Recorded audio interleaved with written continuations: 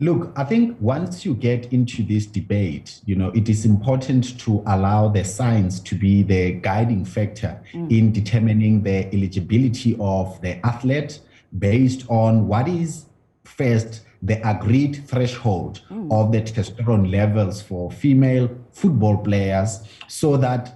as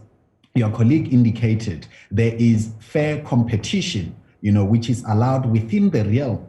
of what is allowed. For me, what is unfortunate is having these discussions dominating at a time when the tournament is already underway, because what it does, it prejudices the player, in this case Banda, and also her team, because her team goes into the group stages without their key player, whereas this could or should have been settled way before. This is the premier women's tournament for African football. And the premier product shouldn't be sidetracked by these questions around the eligibility of athletes, when the discussion we should be having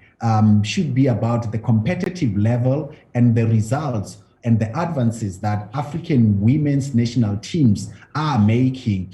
so that we can produce more quality players that can compete at the global stage. Okay. So it is important that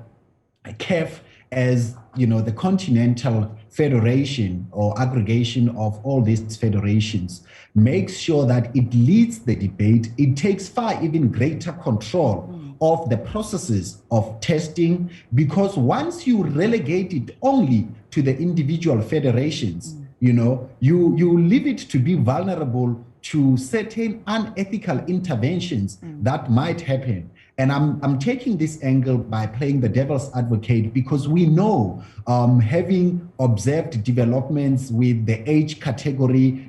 age cheating that has happened in, CAF under 17 and even under 20 tournaments, that local federations can sometimes influence these interventions to give their own teams an element of competitive advantage. So it is important that the mother body, because CAF has resources more than the individual federations. And secondly, so that where there is a need to appeal, that CAF can then, be that body. For me, at this stage, it is unfair on the individual athlete to be mad in this controversy when all they want to do is to be playing, and they want to be carrying the hopes of their team. Of course, it is important to allow the science to determine what the threshold should be, as has been the case with, the International Olympics body, also with the International Athletics Federation, and some of the advances that the International Swimming Body has made in this regard. But even at that level, the debate is still continuing. There is no conclusion, and